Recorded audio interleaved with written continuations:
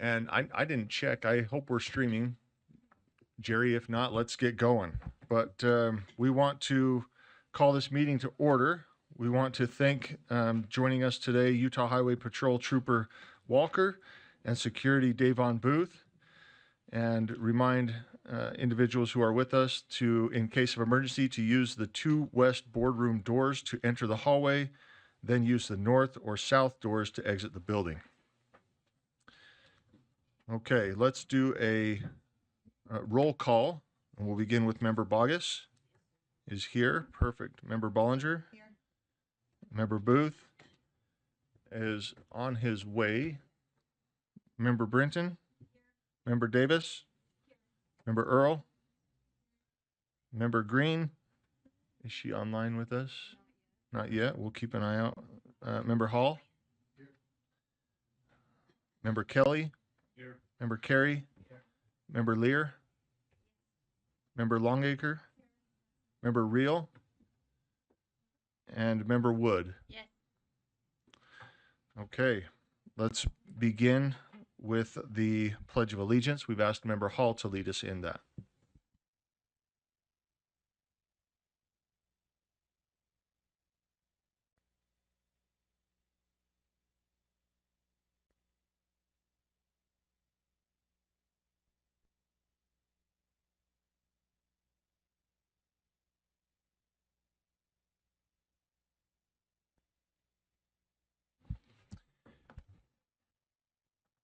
Thank you. Moving forward, we will jump right into our board member message, and this month we are pleased to hear from Member Brinton.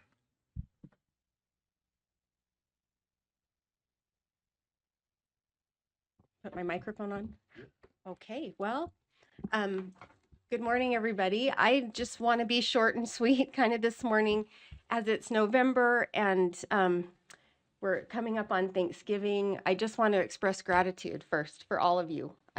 It's been an honor to serve with you this year and get to know you. And I feel from all of you your love for children, and that you're here because we want the best education possible in the state of Utah. And so I'm so grateful for all that I'm learning from each one of you with the different perspectives. I think it's at the heart of our American experiment that we all have different things that we're passionate about, that we're focused on, that we see things differently, but we're all here because we care about children and we care about having the best education we can. And I'm so grateful for that. And I'm really honored to work with all of you on this board. So thank you for your service.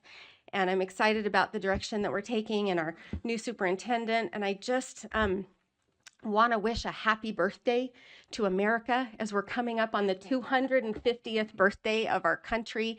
I think what a miracle for the whole world the United States has been.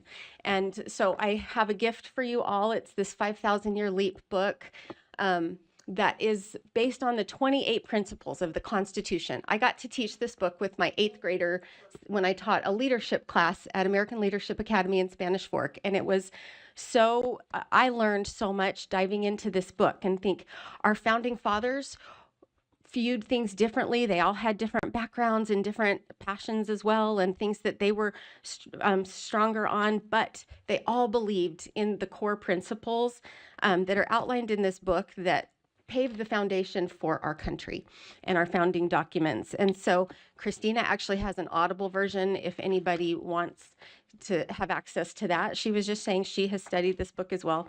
And I think our best things are to look back in the past for going forward in the future. So I'm grateful for that. And I would just say I looked at a few of the quotes from our founding fathers. So George Washington, I did a little AI search to see what would he say for us today to go forward if we're going to keep America going. And he would have a mandate to guard against the spirit of party, which kindles the animosity of one part against another. Thought that's good advice for today. John Adams, moral virtues. Our Constitution was made only for a moral and a religious people. How can we have self-government? It helps make people understand integrity and virtue. It's like the bedrock of public service. So, and then James Madison, compromise and process. Our inspired document is a gift from men who worked through many differences to find the aggregate interests of the community.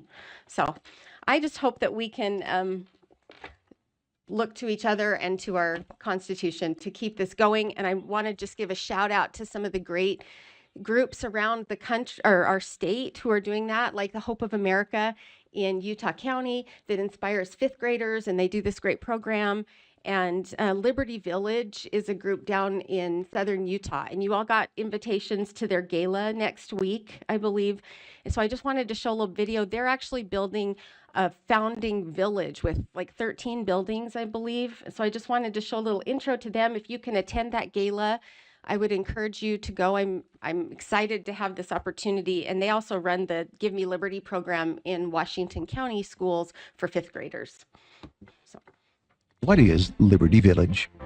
Imagine a place where history comes alive, where the stories of our nation's founding are experienced firsthand. Welcome to Liberty Village, a destination that will combine entertaining and educational experiences dedicated to bringing American history to life. Liberty Village was inspired by the desire to help create better American citizens from our nation's youth. Located in southern Utah, Liberty Village will offer visitors an immersive experience into the story of our nation's founding. There are 21 iconic buildings that we've chosen to recreate to scale from American history, including St. John's Church in Monticello, Independence Hall, and other iconic buildings, not because the buildings are important, but because of what happened in those buildings. That's what's important. At Liberty Village, they could learn and be immersed with conversations with those from the past. We'll have historical interpreters, actors and actresses who stay in character as some of the great noble leaders of America's history that the youth can engage with and ask questions of. This experience is designed to foster a lasting connection to the principles of freedom and liberty. Liberty Village will inspire a deeper understanding and appreciation of the United States founding documents and core principles of liberty. We want youth to fall in love with America all over again. We want them to understand the importance of people, the men and women who helped forge this nation. And we want to ignite within them a spark that would cause them to believe that they too could do great things to help this nation thrive and survive. As we approach America's 250th birthday, we seek your support to realize the full potential of Liberty Village and celebrate this landmark date in history. Your contribution will directly impact the construction of this legacy project and help us honor our beloved nation. So to close, I would just say, like, my hope and prayer would be that we preserve what we've been given and that we keep this grand experiment of America going by instilling patriotism and proper history and sound academics in our youth. And that will ensure that we keep going and remain strong. So that would be my prayer for all of us. Thank you. Thank you. Wonderful.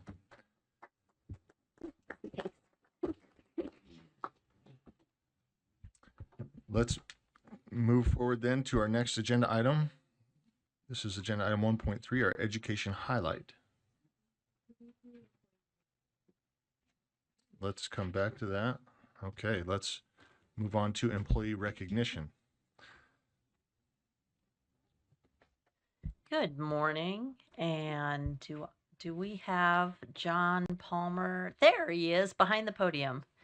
Come on up. Wait, he what? Oh, he's on Zoom. Okay, great.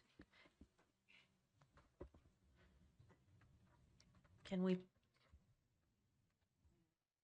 he see? Okay. Okay, I just can't see that he sees, but he's on there. John, are you there?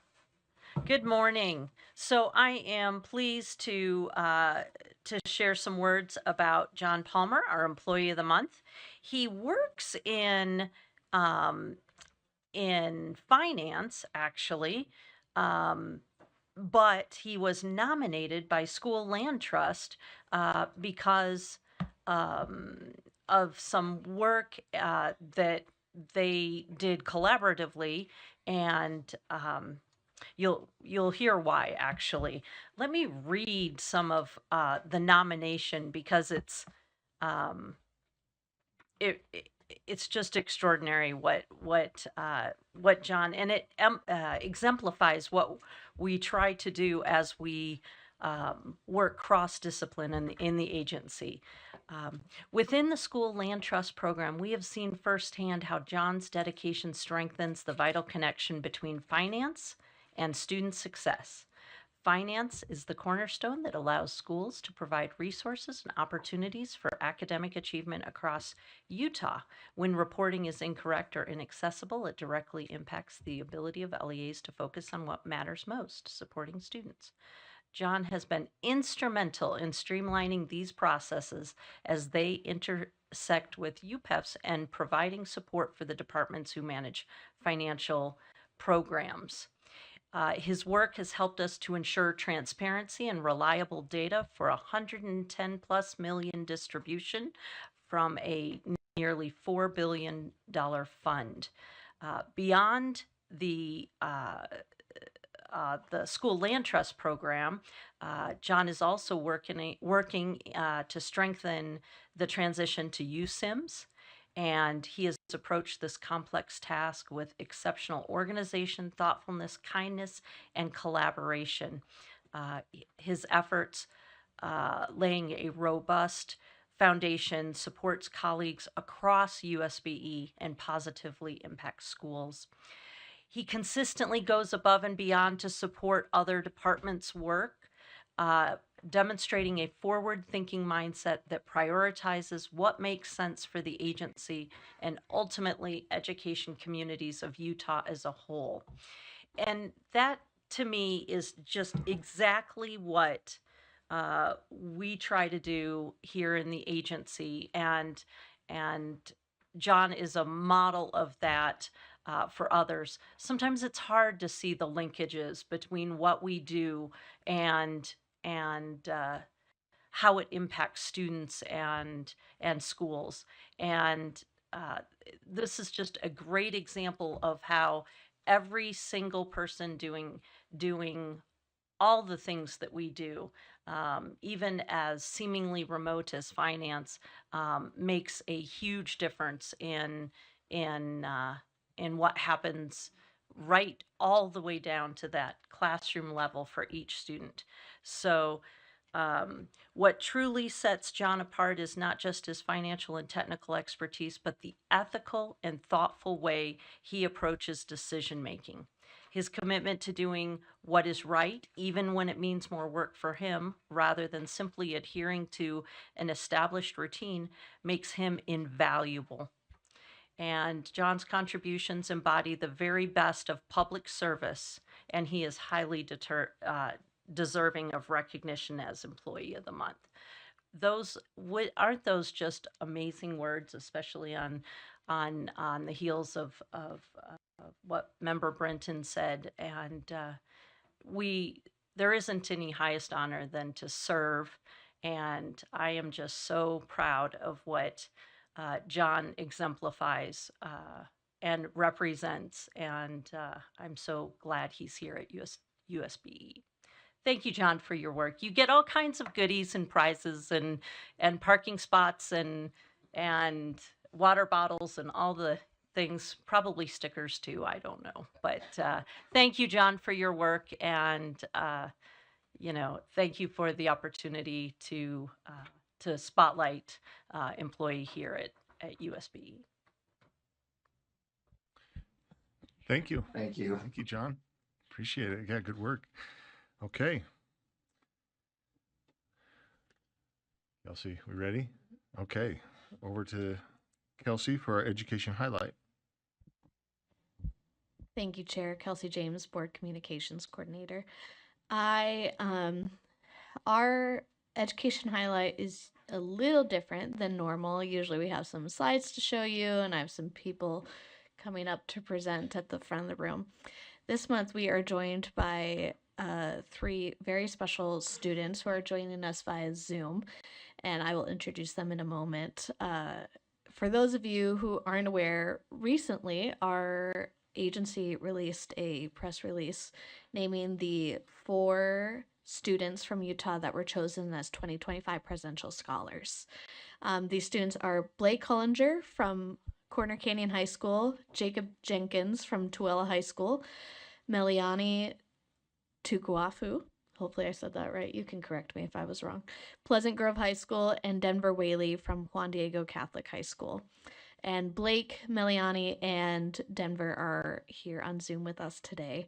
So I want to welcome them and just give you a brief overview of the Presidential Scholars Program so that you understand kind of what these students are being honored for, and then give each of them a moment to speak and share their thoughts. So the Presidential Scholars Program was established by the U.S. Department of Education back in 1964.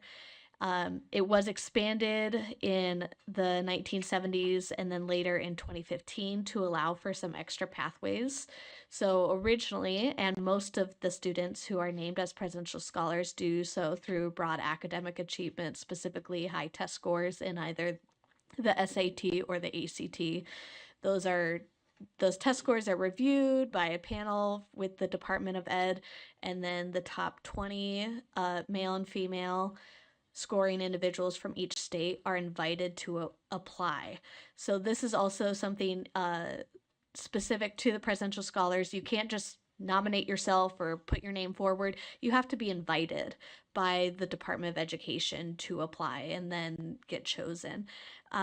The expansions in 1979 and 2015 were to allow for two different pathways. So one is students who demonstrate exceptional talent in the visual, creative, and performing arts.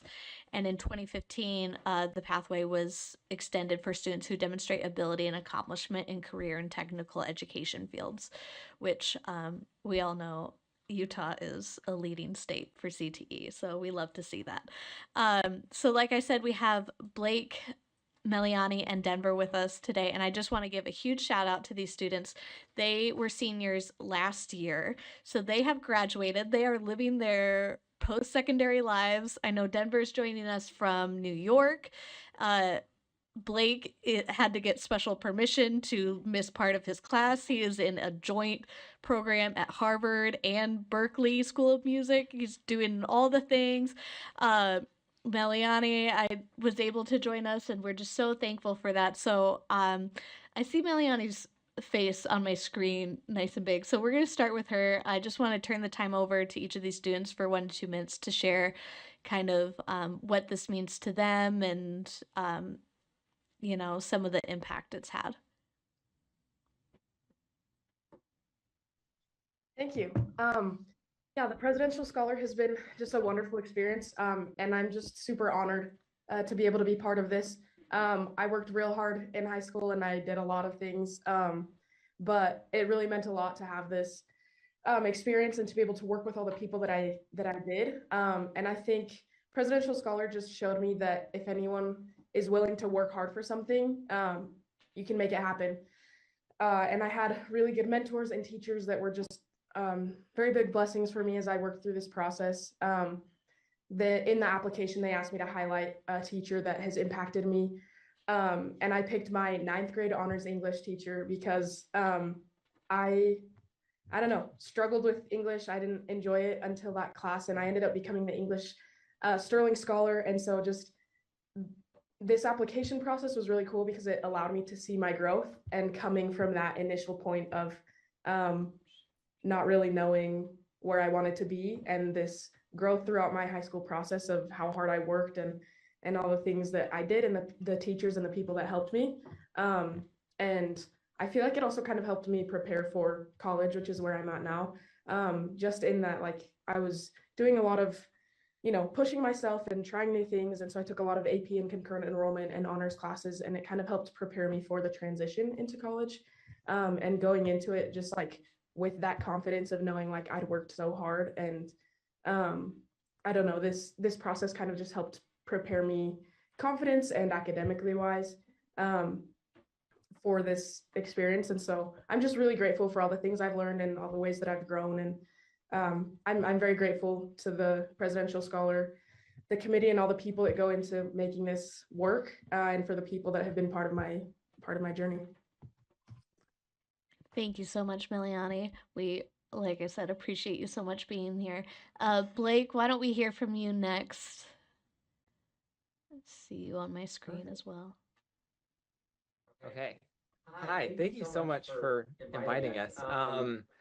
Yeah, I totally agree. It's a huge confidence boost, and it like I had no idea that would be something coming my way. So, you know, when that email shows up in your inbox, you're just like, your mind is blown.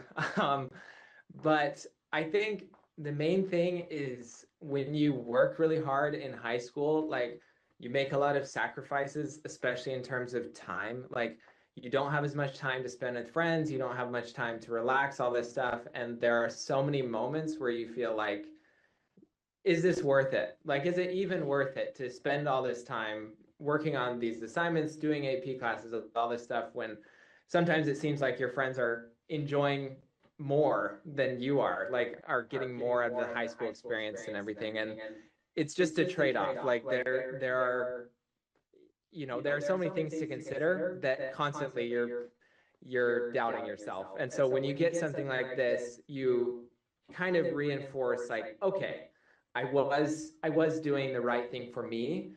And I was putting in work that's actually giving something back to me. You know, like you you see that in whatever you know, whatever you get out of your friends, whatever you get out of your teachers, all of that. But to have some physical award like this presidential scholar thing, you do get that huge boost of confidence of like, you can kind of take a little bit of weight off your shoulders and know like, okay, I didn't waste the time. I did kind of the right thing for what I wanted to do. And like you said, it just gives you such an appreciation for all your teachers, all the people who were there along the way. And it just really reinforces that high school is not an experience that you have alone. It's not isolating. It's all of these factors that kind of play into your growth. So yeah, that's kind of everything. Thank you so much, Blake. And I just want to say I had the opportunity to talk to Blake's mother on the phone, and she is just so proud of him. Just like would love to share all of his accomplishments and all the things he's doing. They were just up there for family weekend and just could not be hit my mic, could not be more excited for Blake and all that he's doing. Um, Denver, why don't we end with you? Okay, hi, I'm Denver. I'm a ceramic artist, and I'm really excited to be here, and I want to thank you guys for having me. I'm very grateful to be speaking to you guys. First, I want to thank my ceramics teacher, Brandon Barrett. He's also a Presidential Scholar Distinguished Teacher. And then my parents for supporting me throughout this really long and crazy journey. Without them, I wouldn't be here, obviously. My path to becoming a Presidential Scholar, like, it wasn't easy. It took a lot of nights and lots of research. I built a portfolio, and for that portfolio, I drove out into the middle of nowhere along the Great Salt Lake to visit a factory called US Magnesium. And I got to speak with a few chemists there who talked to me about their lithium mining work that they were doing. And this inspired the shapes and glazes and ideas behind each piece in my portfolio. For example, my main piece, Mag Tower, is a teapot that's modeled after one of the buildings that I photographed there. Being named Presidential Scholar is a really incredible honor to me, and I assure you I don't take this accomplishment lightly. I'm beyond grateful for this recognition and the chance to bring attention to the air pollution in Salt Lake Valley. This recognition has shown me what I'm capable of with hard work and dedication, like everybody else mentioned. It also made me realize like how deep my passion for ceramics truly is. I'm currently in my first semester at Alfred University, and I've started Clay Futures, which is an organization dedicated to making ceramics accessible for all students. Beyond that, I'm working to get pieces into the Museum of Modern Art in New York City before I graduate. My goal as an artist is to use my work to raise an awareness about our impact on the environment and encourage the community to take action. Being named a Presidential Scholar has helped me realize that I'm capable of achieving greatness and has inspired me to keep dedicating myself to this amazing craft. All right, thank you, guys. Thank you, Denver. And Denver has won other awards specifically for her ceramics work. And if you look her up online, you can find her website, which has some of her work on there, which is very fun to look at. Thank you so much again, you three, for taking time out of your day to join us. I know you have very busy schedules. You keep doing all the things that you're doing. I just want to open it up for a couple minutes to board members for any questions or comments. Thank you, Board Member Kelly. Yeah, I'm gonna just briefly talk to each one of you, but Meliani, I graduated from Pleasant Grove High myself, so we're Viking grads, the two of us. So right on, congratulations. I won't tell you the year. It was a long time ago. But Coach Henry, that teaches marketing classes there, went to school with me at Pleasant Grove High School. And Denver, I got to mention to you that I have a daughter that is living in New York City. And so look her up and hang with a fellow Utah girl out there in New York City. But we've been talking about that Merrill race out there, and I know it's been a little bit crazy. So hang in there. But and Blake, I just wanted to mention that as you were talking, the other two were on our screen, and when you mentioned other kids playing while you guys are working, they were both shaking their heads yes. And it's hard work that doesn't go unnoticed, and congratulations to all three of you. It's great. Thank you. Any other comments? Back to you, Member Longacre. Yeah, I just want to say congratulations to all three of them, especially Blake. I've got a daughter at Corner Canyon right now. Go Chargers. You guys did put in a lot of work, and just wish you guys the best. And I know all of your parents, moms included, are super proud of you. So keep it up. Great job. Thank you. Back to you, Kelsey. Thank you so much, board members and students. Like I said, I'm just super grateful that y'all could take some time out of your busy schedules to join us this morning on a Thursday when you have class and, your roommates are trying to sleep and everything. So, we really appreciate it. And I just want to, give one final round of applause.